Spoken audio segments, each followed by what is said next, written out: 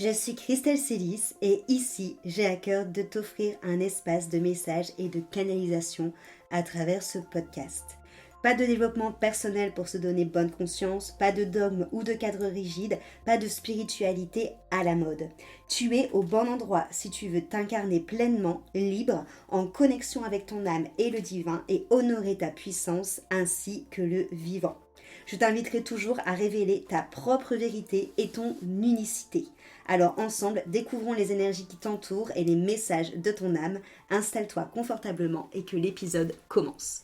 Bonjour à tous, bienvenue dans cet épisode de podcast. Je suis Christelle Célis et je suis ravie de vous retrouver aujourd'hui pour compléter l'épisode que je vous ai fait mardi sur mes différentes pratiques spirituelles qui me permettent de me connecter à Dieu, de me connecter au vivant.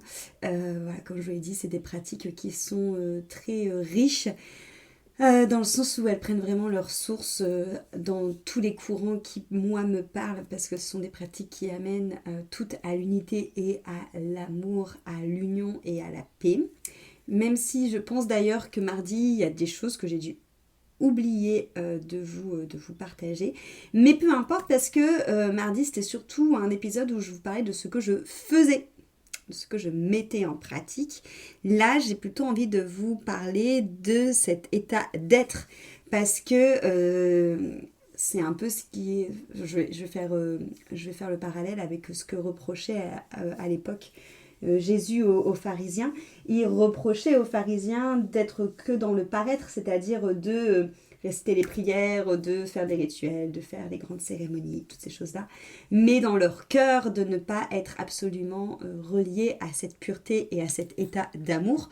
Donc, et c'est un peu ce que je reproche aussi, comme j'ai pu vous le dire, au développement personnel et spirituel qu'on trouve beaucoup à notre époque, c'est que c'est de la poudre aux yeux la plupart du temps. C'est qu'on va vous inviter à faire des choses, mais où c'est que dans le faire, quoi, où il n'y a pas de conscience, où il n'y a pas forcément de prise de responsabilité, où il n'y a pas forcément de cœur aussi.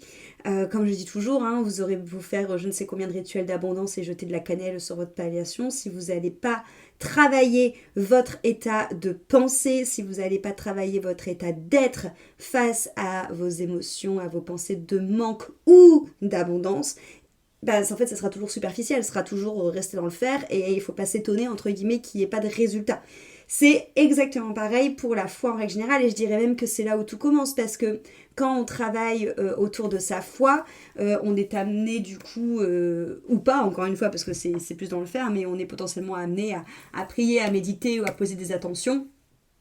Si vous posez des attentions, mais que de votre côté à vous, vous ne faites pas les pas pour faire en sorte, encore une fois, de changer votre système de pensée, votre encodage, et vous aurez beau faire ce que vous voulez, si votre être n'est pas aligné, que vous n'êtes pas souverain avec tout ça, en fait, ça restera juste du faire. Ça sera juste une activité en plus que vous mettez dans votre journée, mais ça ne portera pas les fruits espérés. Comme on le dit aussi souvent, aide-toi, le ciel t'aidera. Donc voilà, mais pour que le ciel puisse nous aider, il faut qu'on soit, j'ai envie de dire, assez ouvert et assez responsable et souverain pour le permettre, en fait, tout simplement. Et ce qui est totalement normal, hein, la vie, le ciel, Dieu, encore une fois, vous appelez ça comme vous voulez, va pas, entre guillemets, perdre son temps sur un terreau qui n'est pas du tout fertile. Il y a cette image aussi d'ailleurs, hein, qu'on va retrouver dans le Nouveau Testament, où Jésus explique très bien que les mêmes graines vont être semées, mais que suivant la qualité de la terre, si c'est un terreau qui est en effet bien nourrissant, ou si c'est totalement une terre sèche, ou si c'est de l'argile, enfin je sais plus exactement quels sont les différents sols qu'il prend, ça n'aura pas les mêmes fruits, et même pour certains la graine ne prendra même pas. Et en fait c'est exactement ça, c'est qu'en fait vous aurez beau faire tous les rituels que vous voulez, toutes les méditations, tout ça que vous voulez, si vous ne travaillez pas votre terre intérieure, désolé de vous dire qu'il ne se passera rien en fait.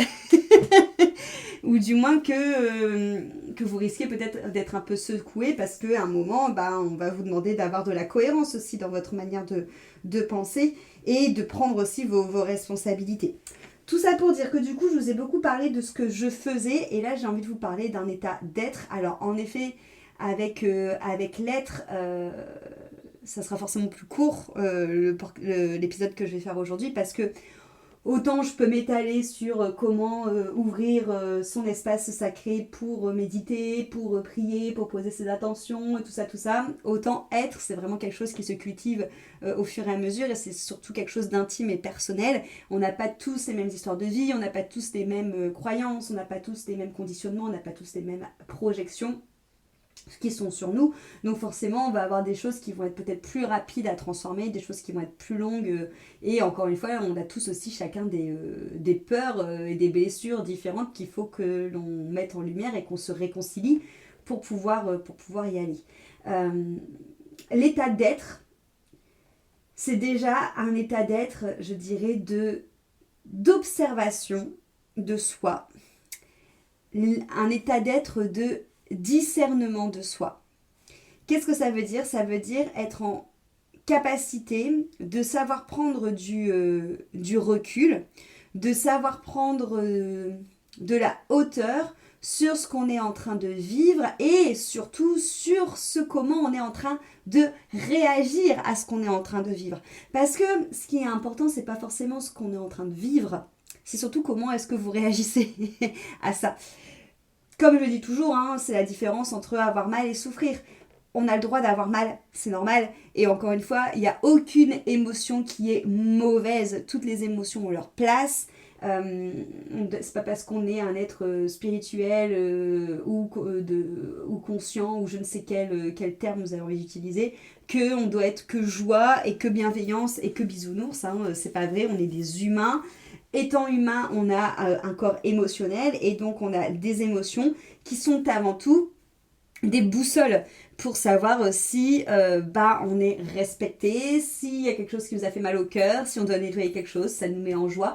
Les émotions sont avant tout des boussoles et c'est ça qui est super intéressant. Cependant, donc vous avez le droit d'avoir, quand je dis mal, c'est-à-dire vous avez le droit de ressentir des émotions négatives et c'est même important de les ressentir parce que si on ne les ressent pas et qu'on les bloque, elles se cristallisent et ça fait pire que mieux. C'est là où ça crée justement des blocages énergétiques et émotionnels dans notre corps et du coup potentiellement qui peuvent aussi se répercuter sur notre corps physique, d'où les maladies.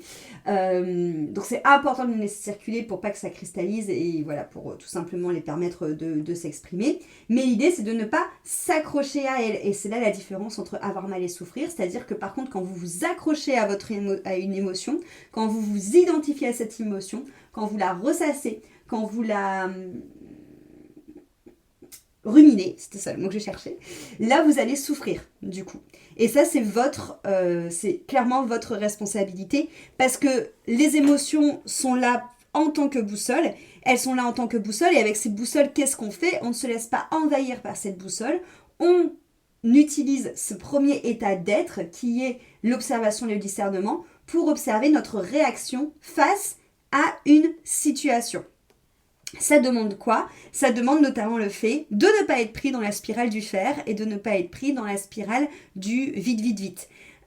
Forcément, au plus vous allez, et d'où le fer va aider, parce que au plus vous allez incorporer dans vos journées des moments de calme où vous ne faites rien justement, où vous allez méditer, où vous allez justement être dans le silence, où vous allez peut-être, pourquoi pas, ça vous aide, faire du journaling si vous préférez écrire.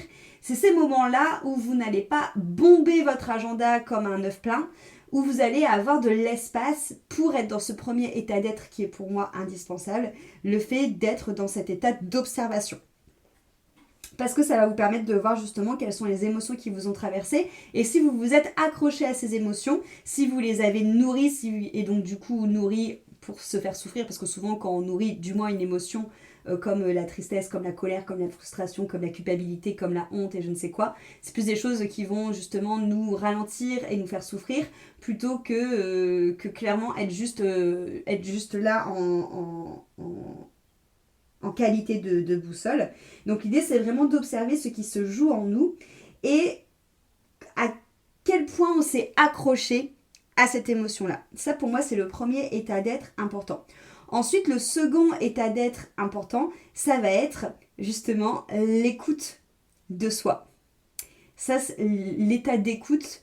Donc premier état, l'état d'observation. Le deuxième état, l'état d'écoute. Parce que peu importe si vous vous observez, que vous vous êtes accroché à une émotion et qu'elle est toujours là et que quelque part il y a quelque chose qui bloque et que c'est pour ça qu'elle reste entretenue et que ça vous fait souffrir, et bah l'idée, vous allez me dire, mais oui, mais j'en fais quoi? Bah en fait, c'est là où tu vas l'écouter.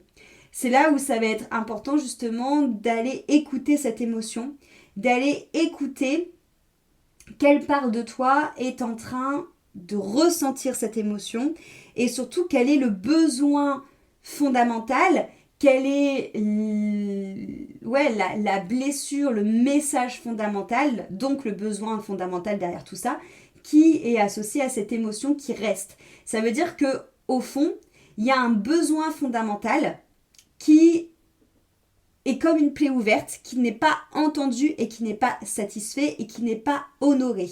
Donc l'écoute, ça va te permettre justement de pouvoir identifier quels sont tes besoins fondamentaux qui fait qu'aujourd'hui, t'arrives pas à lâcher cette émotion et de pouvoir justement, des fois, on se dit, oui, mais qu'est-ce que je vais faire pour remplir ce besoin? Franchement, la plupart du temps, et je le vois beaucoup, moi, avec les personnes que j'accompagne, la plupart du temps, juste le fait de s'observer, de écouter la part de soi qui ressent justement cette plaie béante parce que son besoin n'est pas écouté, de la reconnaître, parce que le fait de l'écouter, c'est la reconnaître.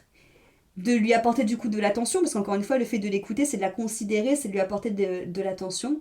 La plupart du temps, je dirais, elle est entre 70 et 80% du temps, ça suffit, ça vient déjà vous réconcilier à l'intérieur de vous, parce que ça vient mettre de la lumière et ça crée de l'unité. On sort de cette division.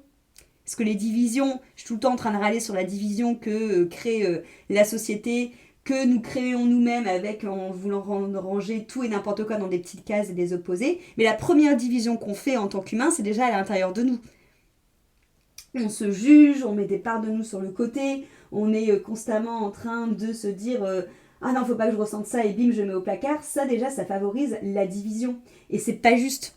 Donc du coup, l'idée, c'est vraiment en effet de venir se dire ok, j'observe, ok, j'écoute, j'observe quel est le besoin derrière et je viens par cette écoute considérer et réconcilier. Et déjà, vous allez voir, ça s'apaise. Et l'idée, c'est justement ensuite d'être dans un état d'être, j'ai envie de dire, d'ouverture.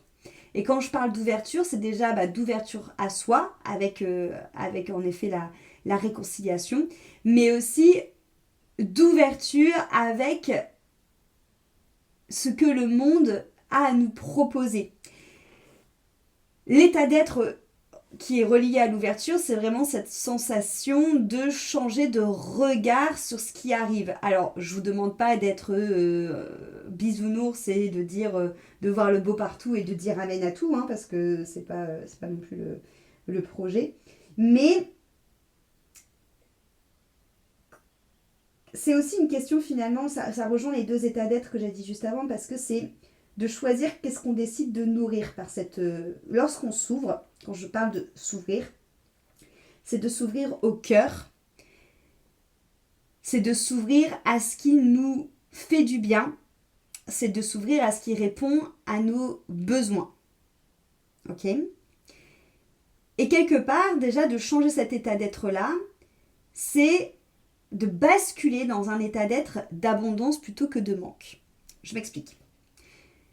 On est quand même généralement plus focus sur ce qui nous fait râler, sur ce qui n'a pas été, sur ce qui ne s'est pas passé comme on voulait, plutôt que sur ce qui a été, sur ce qui nous a mis en joie, sur ce qui nous a nourri, ce qui était un moment de grâce et un moment de joie et d'émerveillement. Quand je vous parle d'ouverture, l'idée c'est justement de changer cette notion d'être toujours en train de voir le verre à moitié plein et d'essayer de voir plutôt le verre à moitié... Non, j'ai fait un lapsus parce que moi pour le coup je vois toujours le verre à moitié plein. C'est de changer, je recommence. C'est de changer le fait de voir tout le temps le verre à moitié vide pour voir le verre plutôt à moitié plein. Ça ne veut pas dire encore une fois que on garde que le positif et qu'on oublie tout ce qui nous a touché, mais ça veut dire en tout cas qu'on essaie de poser un autre regard là-dessus et encore une fois qu'on décide de prendre la responsabilité dans cet état d'être, de nourrir ce qui nous fait du bien. C'est-à-dire plutôt toujours cette notion entre souffrir et avoir mal, plutôt que de ressasser ce qui ne s'est pas passé comme on voulait dans notre journée et qui nous a saoulés, bah plutôt porter son intention, d'où le travail par exemple des gratitudes, porter plutôt notre attention et d'ouvrir notre cœur plutôt sur ce qui s'est bien passé. Et surtout d'ouvrir notre cœur à toutes les petites choses quotidiennes qu'on ne fait même plus attention parce que c'est quotidien et que ça nous paraît logique, alors que clairement c'est des choses qui nous remplissent. Et c'est des choses surtout qu'on pense comme acquis, ce n'est pas le cas. Par exemple, on peut carrément ouvrir notre cœur au fait d'avoir des superbes lumières dans notre journée, de dehors. D'ouvrir notre cœur à avoir vu des belles fleurs, d'avoir senti un bon parfum, d'avoir la chance d'avoir pu mettre par exemple un vêtement qui nous met en joie, d'avoir la chance d'avoir dit un grand bonjour à quelqu'un et que quelqu'un nous les renvoyait. C'est d'ouvrir notre cœur au plaisir simple. Pour moi, l'état d'être dans cette ouverture, que j'ai appelée ouverture, mais je pourrais même l'appeler finalement la simplicité, c'est de revenir aux joies simples. On est tellement mais des enfants pourris gâtés, les amis. On ne s'en rend tellement pas compte, mais on est tellement des enfants pourris gâtés qui oublions la chance que nous avons d'avoir ce que l'on a, rien que le fait tout en fait. En vrai, on peut trouver de la chance dans tout ce qui... Il y a forcément quelque chose où vous avez de la chance. Et en fait, on est tout le temps en train de ruminer, d'être focus sur notre petit nombril, en mode ah oui, mais un tel m'a dit ça. Ah oui, mais je voulais faire ça et c'est pas passé comme ça. Ah, mais tu te rends compte, mais un tel m'a fait ça. Nanana, nanana, nanana. Mais oui, mais il y a tellement d'autres choses que dans la journée que la vie t'a fait en cadeau. Et j'en suis sûre. C'est certain. Rien, encore une fois, que par des choses que tu peux voir, par des choses que tu peux sentir, par des choses que tu peux entendre. Et ça, la simplicité, l'ouverture à la simplicité, voilà, on va le synthétiser comme ça. Pour moi, c'est un état d'être hyper important parce que ça nous permet aussi de reconsidérer ce que l'on vit. Et c'est vrai que là, je vous ai parlé du coup de ces différents états d'être, donc l'observation, l'état d'être de l'observation du discernement, l'état d'être de l'écoute, et du coup de la réconciliation, et l'état d'être de l'ouverture à la simplicité. Je les ai dit dans cet ordre-là, mais pour moi, ils peuvent être dans n'importe quel ordre. Dans le sens où c'est pour moi vraiment ce mélange de ces trois états d'être qui font en sorte que déjà on prend nos responsabilités parce qu'on ne reste plus enfermé dans un schéma négatif et on observe avec discernement comment on a réagi, ce qui s'est passé là où on a peut-être surréagi parce qu'on était sous le feu de l'émotion et là où au contraire nos émotions ont été une bonne boussole, mais est-ce qu'on est resté là-dedans ou est-ce qu'on a pu s'en sortir? Est-ce qu'on a pris la responsabilité d'aller voir quel besoin n'avait pas été écouté?